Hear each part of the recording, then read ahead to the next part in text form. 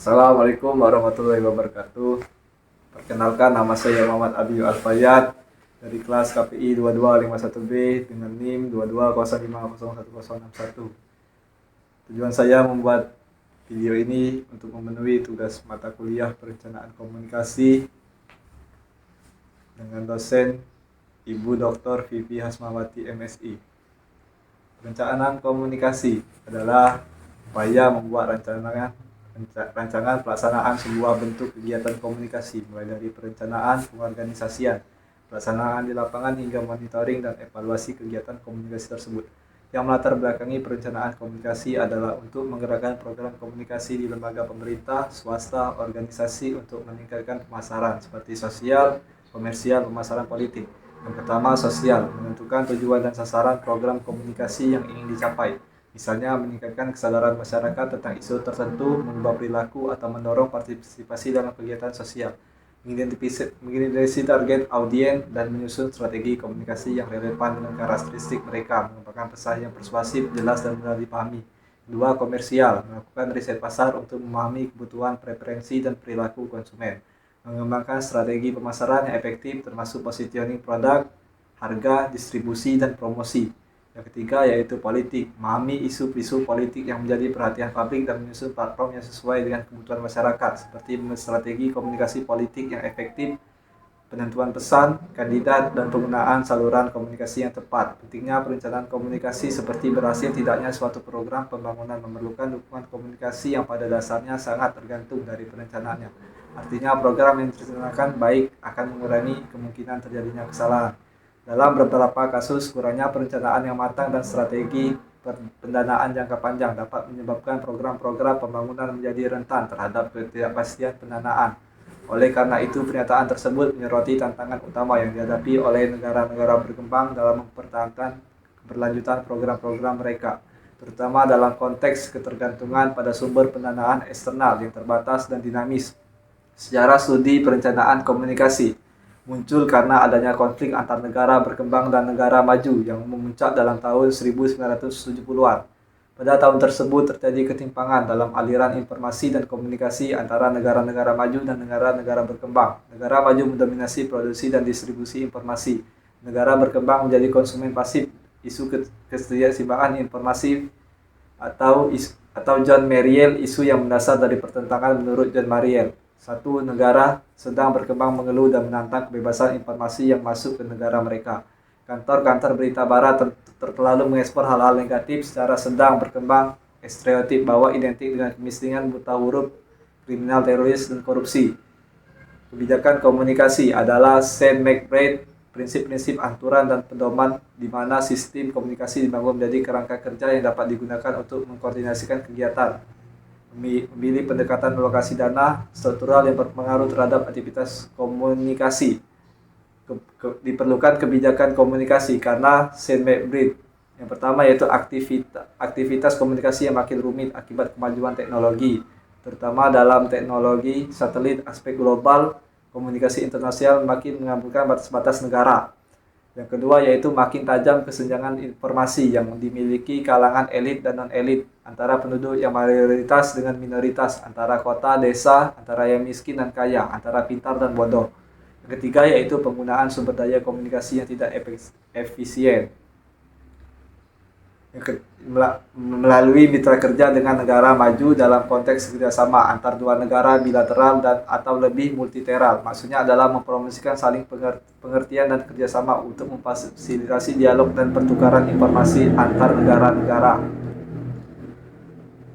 Lanjut yaitu sektor yang terlibat dalam kebijakan komunikasi. Yang pertama ada eksekutif, yang kedua legislatif.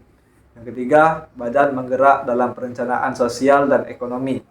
Ada beberapa alasan mengapa eksekutif, legislatif, dan badan penggerak terlibat dalam perencanaan sosial dan ekonomi juga memiliki peran dalam kebijakan komunikasi. Yang pertama, komunikasi merupakan elemen penting dalam pelaksanaan kebijakan dan program pemerintah di bidang sosial dan ekonomi. Tanpa komunikasi yang baik, perencanaan dan implementasi kebijakan tidak akan berjalan efektif. Yang kedua yaitu pemerintah membutuhkan kebijakan komunikasi yang tepat untuk menyebarluaskan informasi di masyarakat dan membangun kesadaran tentang program-program sosial dan ekonomi yang dijalankan. Yang ketiga yaitu infrastruktur komunikasi yang memadai seperti telekomunikasi, media massa, dan teknologi informasi. Yang keempat yaitu kebijakan komunikasi dapat mempengaruhi arus informasi, penyebaran inovasi, dan partisipasi masyarakat dalam pembangunan masyarakat dan ekonomi. Yang kelima yaitu badan legislatif berperan dalam membuat undang-undang dan regulasi di bidang komunikasi. Yang keenam yaitu eksekutif bertanggung jawab atas pelaksanaan kebijakan komunikasi untuk mencapai tujuan pembangunan sosial dan ekonomi. Dengan demikian, kebijakan komunikasi menjadi bagian tidak terpisahkan dari perencanaan sosial dan ekonomi yang dilakukan oleh berbagai lembaga pemerintah untuk mewujudkan pembangunan yang berkelanjutan dan merata. Tipe perencanaan komunikasi mengacu pada kebijaksanaan komunikasi yang menetapkan alternatif dalam mencapai tujuan jangka panjang serta menjadi kerangka dasar untuk perencanaan operasional jangka pendek. Terwujudkan dalam target yang dapat dikuantifikasi dengan pendekatan yang sistematis terhadap tujuan yang ingin dicapai. Menurut strategi planning adalah manajemen yang digunakan untuk mengelola kondisi saat ini, untuk melepaskan proyeksi kondisi pada masa depan sehingga rencana strategi menjadi petunjuk yang dapat digunakan untuk organisasi ke kondisi sampai 50 tahun, 10 tahun. Adapun beberapa rancangan tujuannya yang terbagi atas pertama yaitu perencanaan infrastruktur komunikasi, disebut juga perencanaan teknik atau physical planning, menyangkut pengadaan alat-alat komunikasi, karena perencanaan infrastruktur komunikasi disebut perencanaan piranti keras komunikasi atau hardware communication. Yang kedua yaitu perencanaan program komunikasi atau software yang mengarah pada knowledge resource yang mencakup pengetahuan, keterampilan, talenta, struktur organisasi, dan penyusun program-program tentang kegiatan komunikasi yang akan dilakukan. Pendekatan perencanaan komunikasi atau Meyerson Solihin 2009. Pendekatan perencanaan sosial menyeluruh dilandasi suatu kebijakan umum yang dirumuskan tujuan yang ingin dicapai sebagai suatu kesatuan, seperangkat spesifikasi tujuan yang lengkap, menyeluruh, dan terpadu, ramalan, serta ditunjang oleh sistem informasi. Kedua, pendekatan perencanaan terpilih, seperti pendekatan perencanaan yang mempertimbangkan kebijakan umum yang berkaitan langsung dengan unsur atau subsistem yang diprioritaskan. Kedua yaitu pendekatan perencanaan terpilih dan pelaksanaannya lebih mudah realistis. Yang ketiga yaitu teori komunikasi berkaitan dengan strategi komunikasi.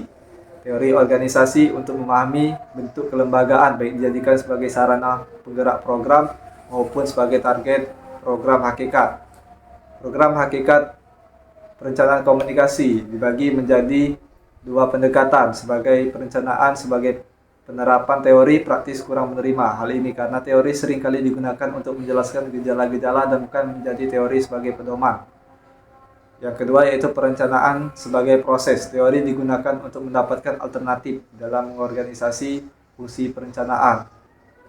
Adapun PK sebagai sistem komunikasi sebagai iteral dari perencanaan nasional yang kedudukannya sama dengan perencanaan sektor lain, sebagai perencanaan komunikasi komponen dari sistem yang harus sejalan dengan sektor lain. Yang kedua yaitu PK sebagai ahli teknologi, karena adanya perubahan ICT sangat cepat dan drastis maka proyeksi perencanaan yang menggunakan ICT diragukan. Karena itu PK agar dibuat dalam jangka pendek, membuat proyeksi pertumbuhan dan perkembangan sistem komunikasi yang ada. PK jangka panjang membuat proyeksi alternatif untuk masa depan dengan jangka waktu yang cukup lama. PK sebagai aktivitas ekonomi. Ada dua pendekatan ekonomi yang bisa dipakai. Yang pertama pendekatan ekonomi klasik, kedua ekonomi Marxis. Kedua pendekatan ini digunakan tapi di mana produk komunikasi dilihat sebagai barang komoditas, sebagai industri dan instrumen nasional. Dan juga melihat status pemilihan sosial, pemerintah swasta ataupun pemerintahan kepemilikannya. PK juga sebagai evaluasi untuk mendapatkan hasil yang efektif untuk melaksanakan program, utamanya untuk melakukan revisi atau perubahan JK dalam proses tidak sesuai dengan garis kerja. Kedua, yang terakhir masalah dalam PK. Regulasi internasional terkait dengan jaringan satelit, luberan informasi atau spillover juga terkait dengan regulasi sistem sampai informasi yang ada pada negara lain. Lanjut, kebijakan nasional. KP terkait dengan perencanaan pembangunan nasional, PP dan UU yang dikeluarkan oleh pemerintah. Lanjut lagi, desentralisasi dilakukan secara sentral oleh pusat sehingga menimbulkan keengganan UT dilekatkan ke daerah. Keadaan ini membuat D5. Yang keempat yaitu koordinasi. Dalam pengelolaannya dilakukan koordinasi secara vertikal antara pusat dan daerah, horizontal ataupun kementerian. Demikianlah penjelasan dari saya. Saya akhiri. Assalamualaikum warahmatullahi wabarakatuh.